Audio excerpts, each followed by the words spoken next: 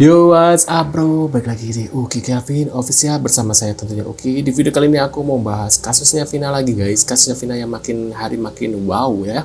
Dan ini ada sebuah video, yuk kita lihat videonya seperti apa guys.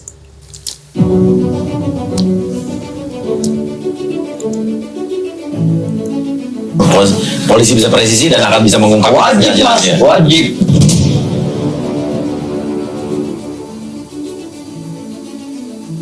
Orang datang ke rumah Uya minta dihipnotis, nggak terbalik. Putra mantan Bupati Cirebon, Ramadhani Purwadi Sastra, terus menjadi sorotan publik. Namanya mencuat di berbagai media setelah ia dituduh terlibat dalam kasus Vina yang hingga kini masih buron. Terbaru, kontroversi ini semakin memanas dengan adanya tantangan dari Uya Kuya, selebriti dan ahli hipnotis terkenal yang mengundang Ramadhani untuk berbicara di bawah pengaruh hipnotis. Dalam video yang diunggah di akun TikTok-nya pada Rabu 12 Juni 2024, Uya Kuya secara terbuka menantang Ramadhani. Berani dihipnotis nggak? Video tersebut segera menjadi viral, menarik perhatian ribuan netizen. Tanpa ragu, Ramadhani menerima tantangan tersebut dengan penuh keyakinan. Berani mas, kapanpun saya siap, tegasnya dalam video tersebut. Tapi sampai saat ini pun nggak ada videonya tentang siapa namanya tadi, Ramadhani ya, dihipnotis sama Uya Kuya. Wow, apakah itu hanya settingan ataukah apakah Uya Kuya ini nggak bisa menghipnotis orang guys? Sesi hipnotis ini diharapkan bisa menjadi cara untuk mengungkap kebenaran di balik kasus yang penuh teka-teki ini. Uya Kuya menambahkan bahwa mereka akan berbincang terlebih dahulu sebelum memulai sesi hipnotis. Kita ngobrol dulu ya habis ini, selanjutnya langsung hipnotis, katanya. Netizen bereaksi dengan antusias, banyak yang mendesak agar sesi hipnotis ini disiarkan secara langsung. Mereka ingin memastikan transparansi dan menghindari kemungkinan adanya manipulasi. Tayangkan live biar nggak ada settingan, tulis salah satu pengguna TikTok di dalam komentar video Uya Kuya. Ketidakpercayaan publik terhadap pernyataan Ramadhani semakin meningkat, mengingat kasus Vina masih menyisakan banyak misteri dan pertanyaan yang belum terjawab. Namun, Ramadhani bukan satu-satunya yang akan menjalani sesi hipnotis. Uya Kuya juga berencana menghipnotis Ibu Ramadhani serta Peggy Setiawan Cianjur, yang juga dituduh terlibat dalam kasus. Peggy Setiawan Cianjur sempat menjadi viral di media sosial setelah dituduh sebagai DPO Egy asli dalam kasus yang sama. Peggy, seperti halnya Ramadhani, berada di bawah sorotan tajam publik. Banyak yang berharap bahwa hipnotis ini bisa memberikan jawaban yang selama ini dicari-cari. Kami ingin kebenaran terungkap, biar semuanya jelas, ujar seorang pengguna Twitter yang mengikuti perkembangan kasus ini dengan cermat. Kasus telah mengguncang Cirebon dan sekitarnya. Banyak yang bertanya-tanya siapa sebenarnya dalang di balik kejahatan ini. Ramadhani sebagai putra mantan bupati menjadi pusat perhatian karena posisinya yang cukup berpengaruh. Apakah ia benar-benar terlibat atau hanya korban tuduhan tanpa bukti?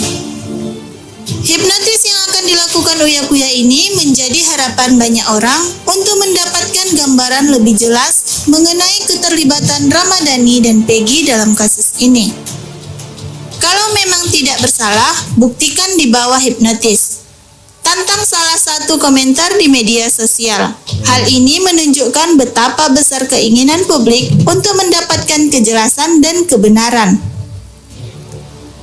Di tengah hiruk-pikuk dan kontroversi ini, Ramadhani tetap menunjukkan sikap kooperatif. Saya siap dihipnotis kapanpun, katanya lagi dalam salah satu wawancara. Yang penting bagi saya adalah kebenaran terungkap. Kini, publik menantikan momen penting ini. Akankah hipnotis dari Uya Kuya mampu mengungkap fakta yang sebenarnya?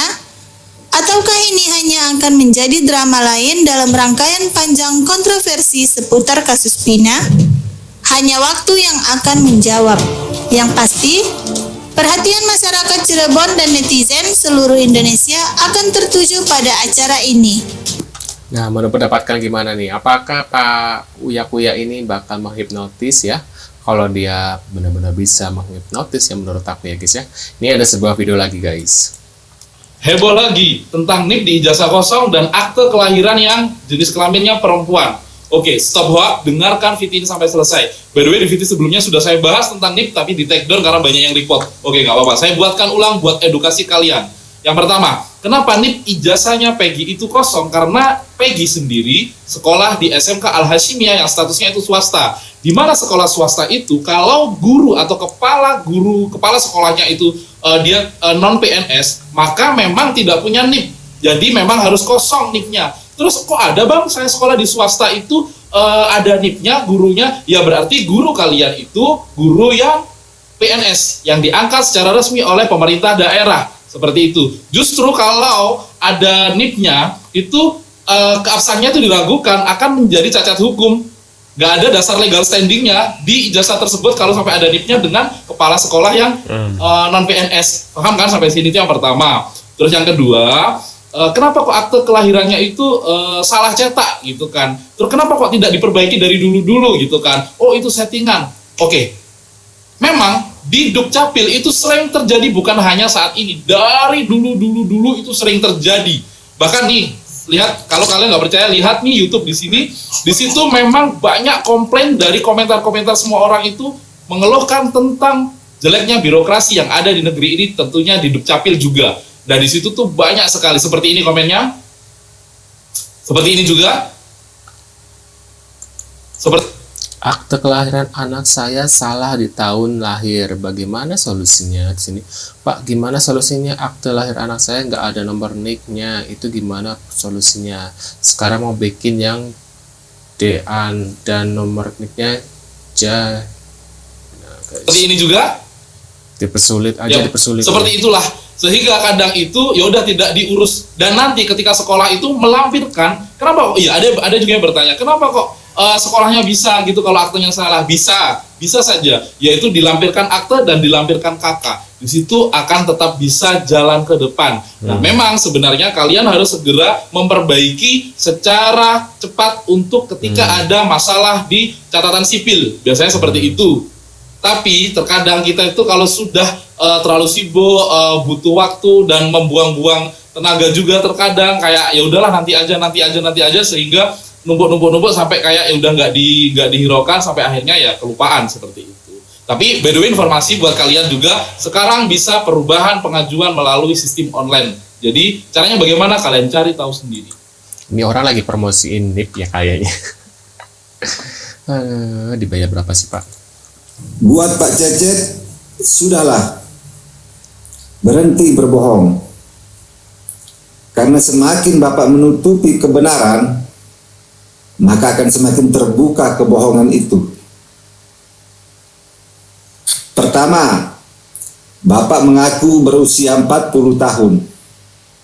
Nah kemarin, di saat Kang Deddy Mulyadi menginterogasi Bapak kembali, Bapak mengaku berusia 48 tahun. Belum ada 1 bulan usia Bapak bertambah 8 tahun. Pertanyaan saya, sebenarnya Bapak ini manusia atau siluman?